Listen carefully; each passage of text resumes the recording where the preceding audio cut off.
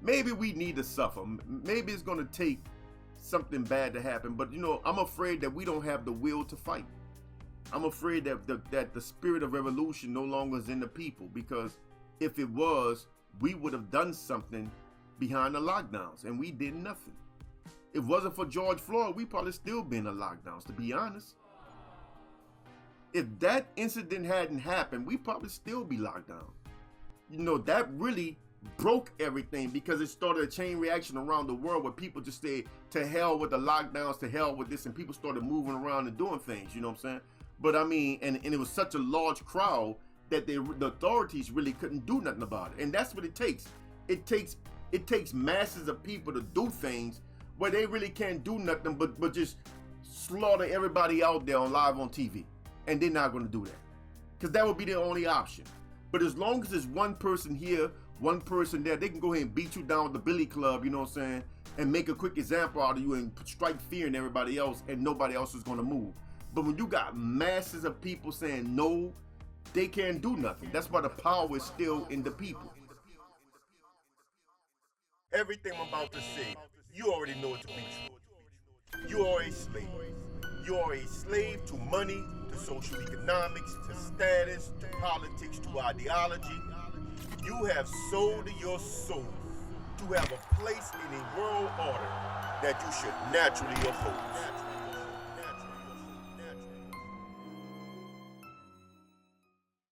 I need to respond to something that Demetra K of the African Diaspora News Channel said. Now, before I do this, let me make this clear. This is not a shot at Demetra K. She's not on my hit list. You know what I'm saying? This is just in response to something that she said, because she's dead wrong nonetheless, but she's not on my hit list. Phil is, you know, the African Diaspora News Channel in general is, but this sister is not on the hit list. But what she said was that come this election, that we have to do more than just vote on the couch, right? Don't vote. Which is something that I've been saying for the longest. First of all, don't vote. You know what I hate about pro-black Negroes is that militant brothers like me have been saying all of these things for a long time, and we've been called pookies and just, you know, criminals, and you know what I'm saying? I mean, we just been dismissed constantly because y'all believe that investing deeper into the system was going to have a payoff. And now here we are 30 some odd years later, and now y'all getting old and y'all realize that investing in the system has no payoff.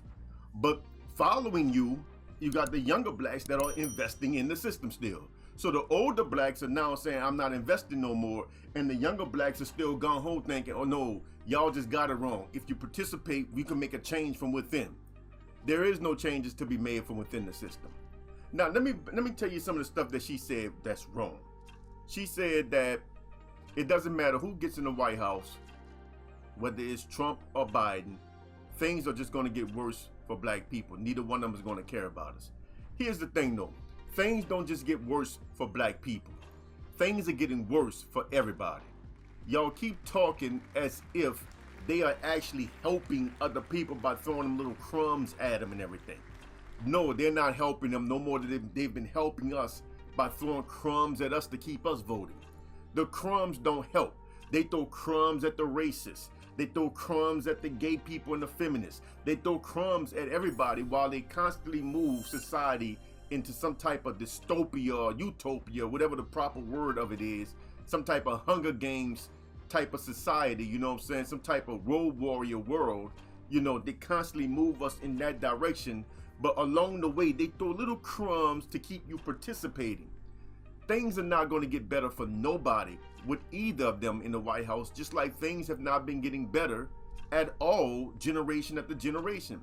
America has been getting progressively worse. Worse.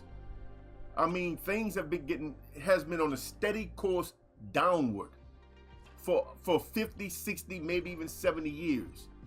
So it doesn't matter who's in office, it's going the direction that it's going in. And it has nothing to do with black people. This is one of them areas where this dumb mindset of pro-blackness becomes a nuisance.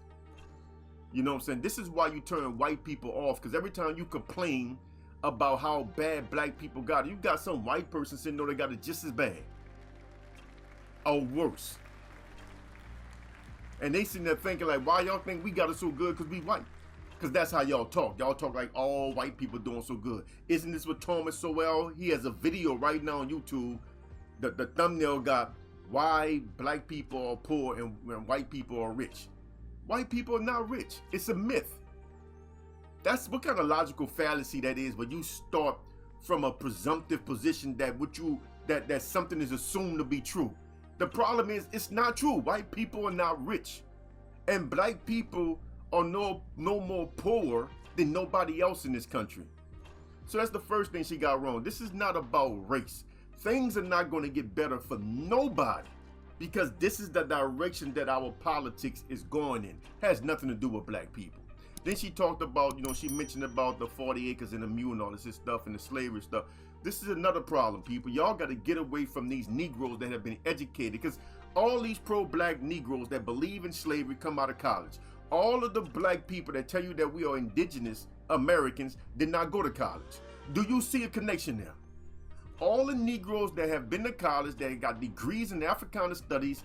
I was watching an old videotape of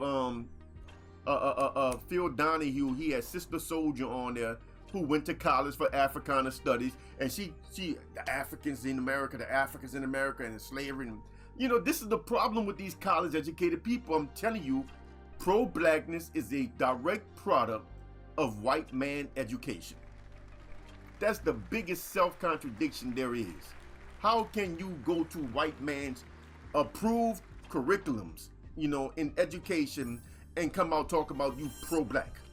And then you hold on to everything you learn in there like your life depends on it. Not even open to things to any suggestion that they may have lied to you, while you sit here and talk about white folks like you don't trust nothing they say. When everything you know about yourself come from white folks. It's insane.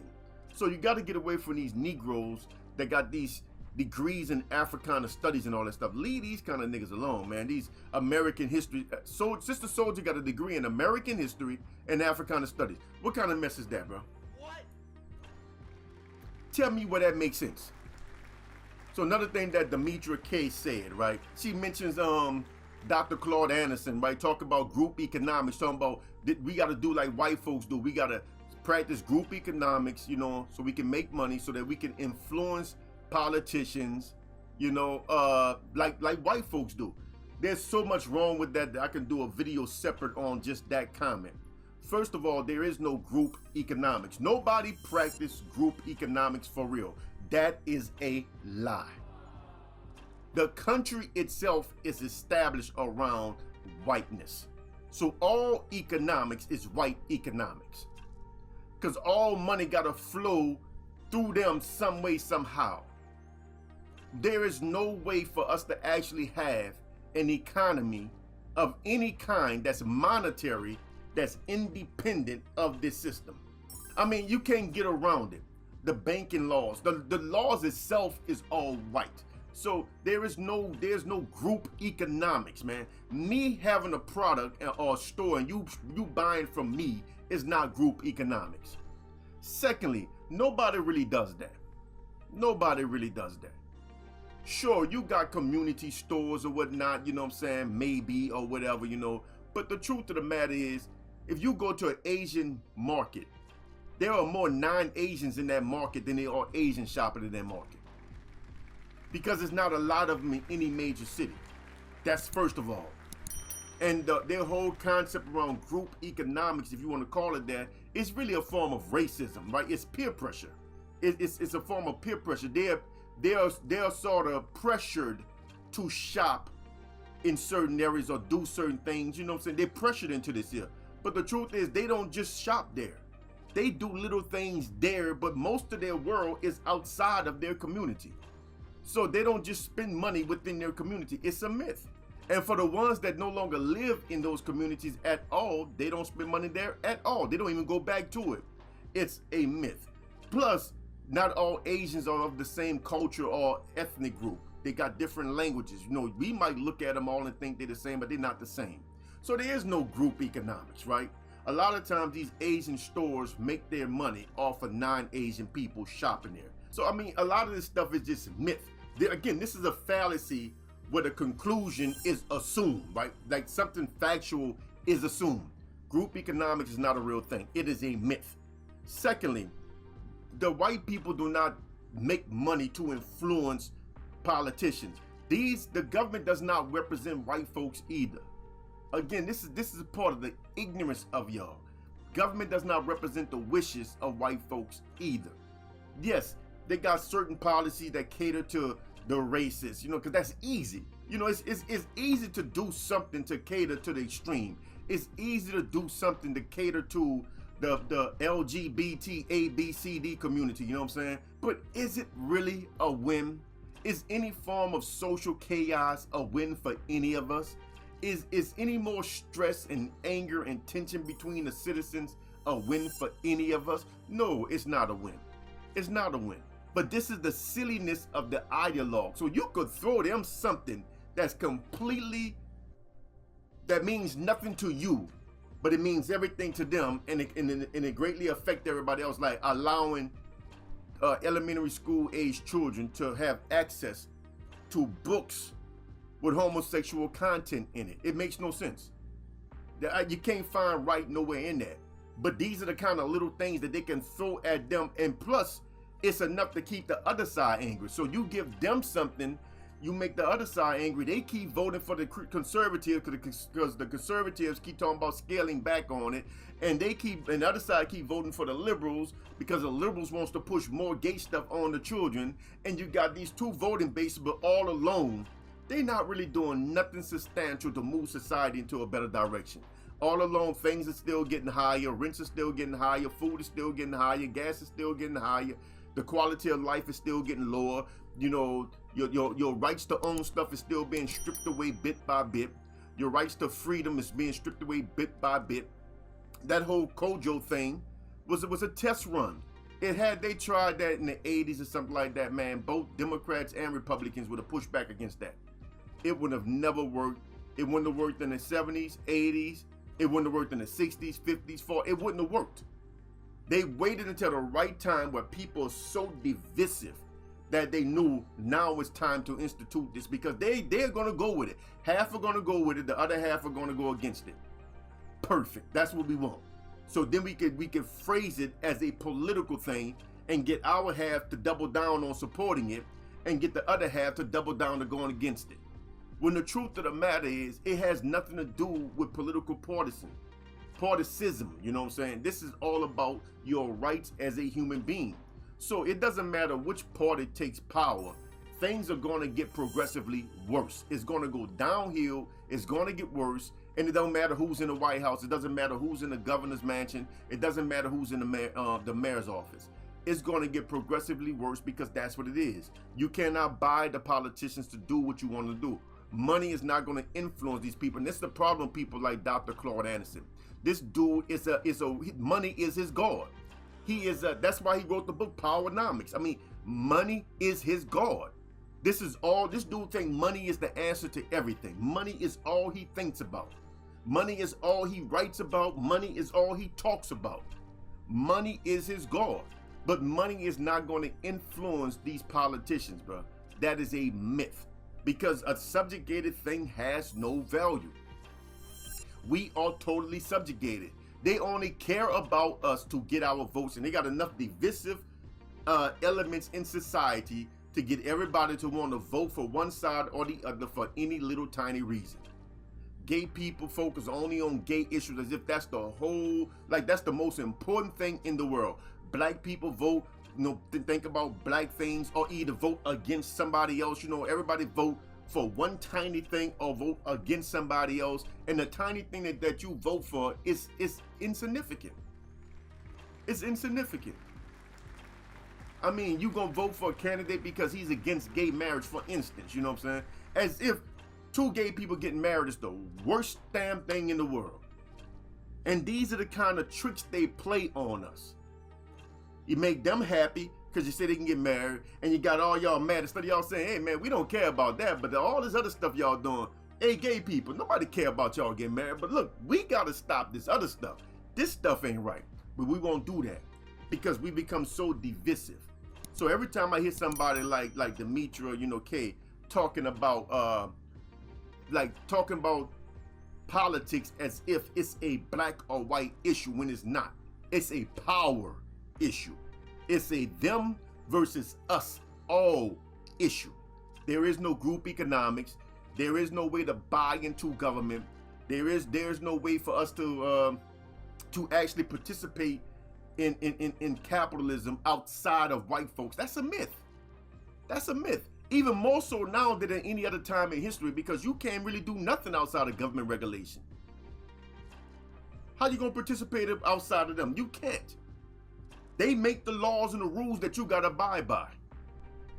What we need is unity amongst the people instead of this division. This is not a black thing, people. Politics is not a black people's problem, because politics does not represent white folks either. But I'm not voting. I'm talking that shit. I'm not voting. You know what I'm saying? So, I mean, I guess I'm guilty of it too. You know, I'm not going to vote, you know what I'm saying? Because, you know, maybe we need to suffer. Maybe it's going to take something bad to happen. But, you know, I'm afraid that we don't have the will to fight. I'm afraid that the spirit of revolution no longer is in the people. Because if it was, we would have done something behind the lockdowns. And we did nothing. If it wasn't for George Floyd, we probably still been in lockdowns, to be honest. If that incident hadn't happened, we probably still be locked down. Nothing probably, I mean, we still be under mandates of some sort. I mean, you know, that really broke everything because it started a chain reaction around the world where people just say, to hell with the lockdowns, to hell with this, and people started moving around and doing things, you know what I'm saying? But I mean, and it was such a large crowd that the authorities really couldn't do nothing about it. And that's what it takes.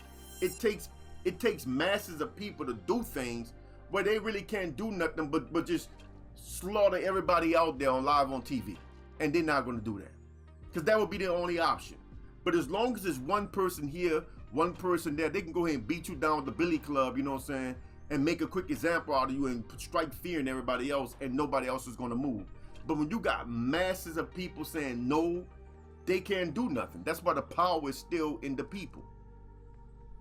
I'm done, man. I can go on and on and on. Y'all get the picture. So anyway, like this video, share the video, subscribe to the channel. Till next time, I'm out of here. I'm Brother Kush, aka the Blackout. So long.